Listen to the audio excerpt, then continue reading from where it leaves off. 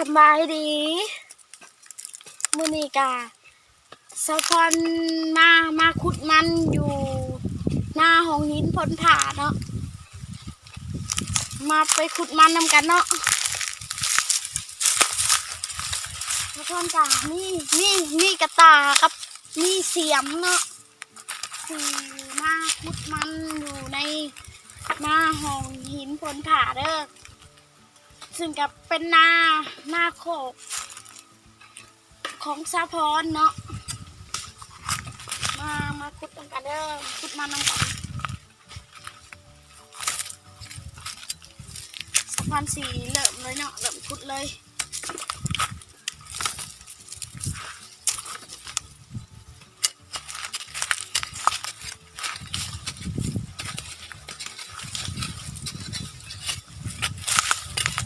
ขุดหัวมันใหญ่เนาะหัวมันใหญ่ๆเนาะ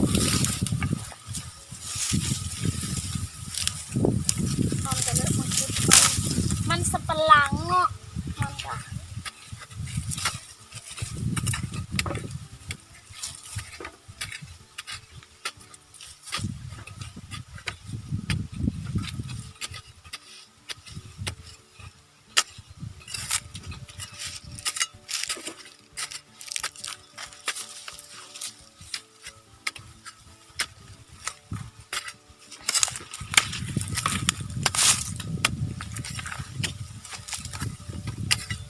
ให้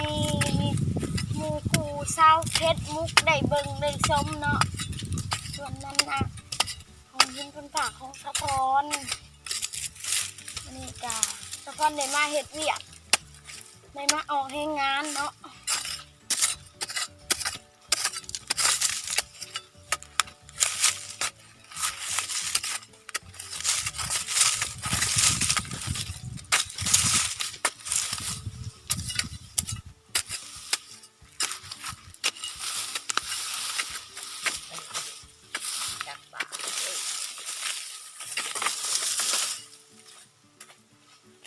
มันก็มีแต่หัวน้อยๆแม่เอ้ยมีแต่หัวหอกมันใหญ่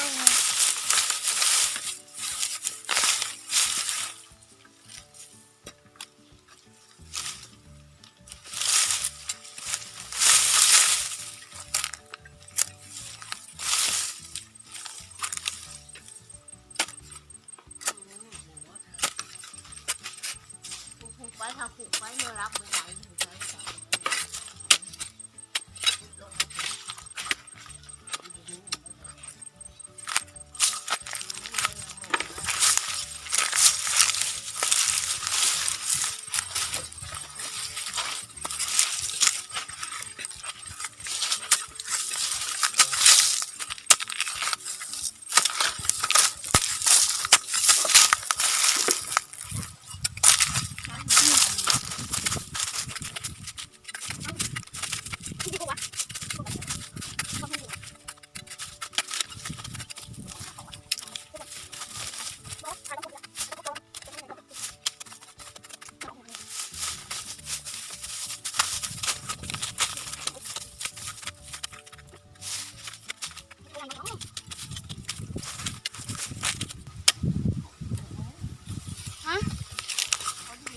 เน่าหัวใหญ่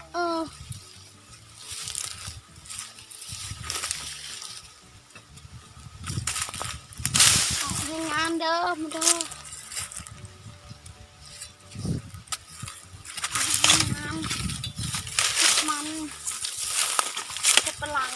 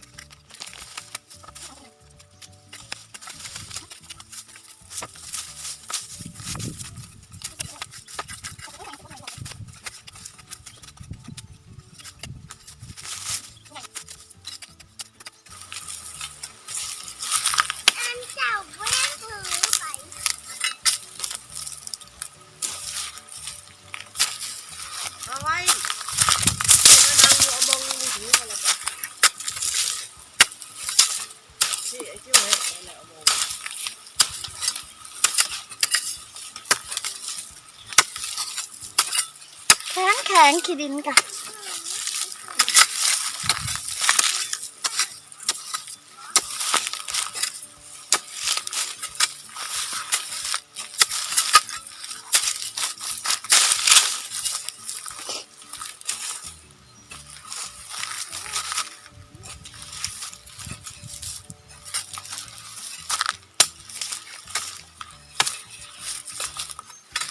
แล้วนี่แห้งมูมี่แล้วเนาะแม่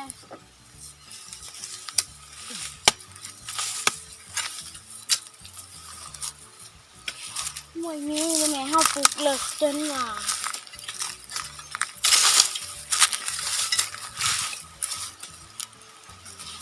เพิ่มตัวโพสแล้วก็โพสทีล็อกล็อกคนนี้อย่าลงใส่เลยว่า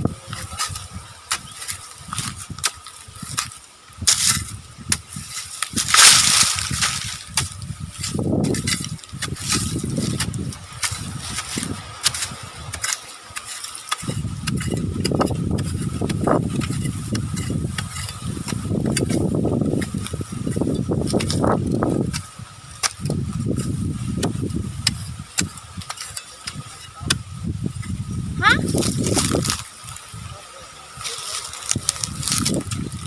ไปทำไมตา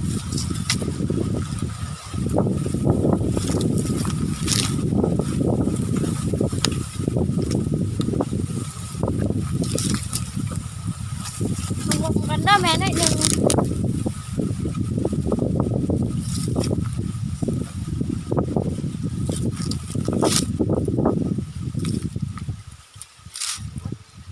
พี่โอ้ยจะไปขุดมันแตกนี่เห็นแล้วนี่นี่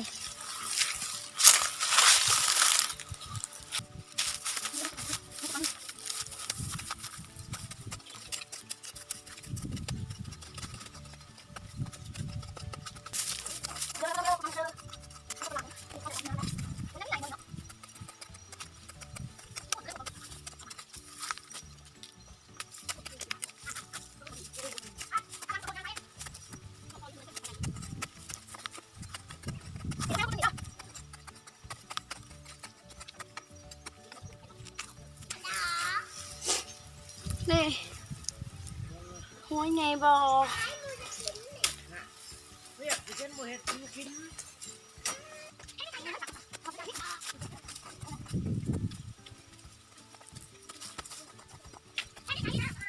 แม่นี่เด้แถวนี้มันมีวันนี้เด้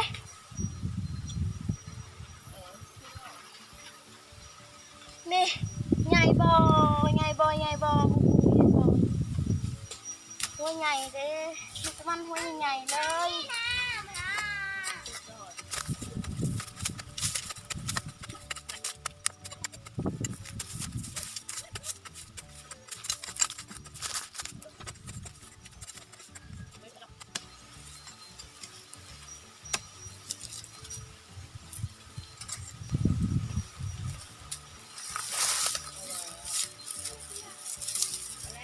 เจ้าบูบูเราก็ทำมันนี่น้อยนะ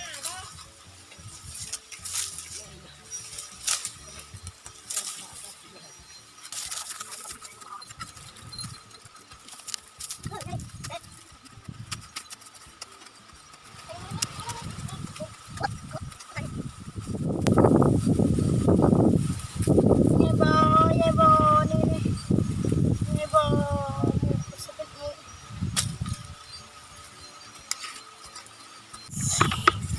เมื่อกันเลยไปนี่สิเด้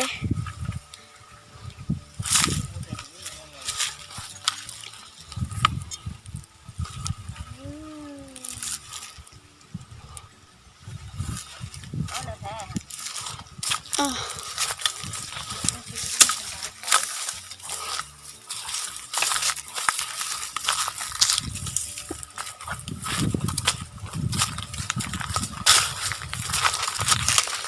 มันต้องมีผู้หนึ่งนี่ค่ะแต่เป็นจมูกเองเอาไปจับคนเดียวมาจับใส่กันกับคุย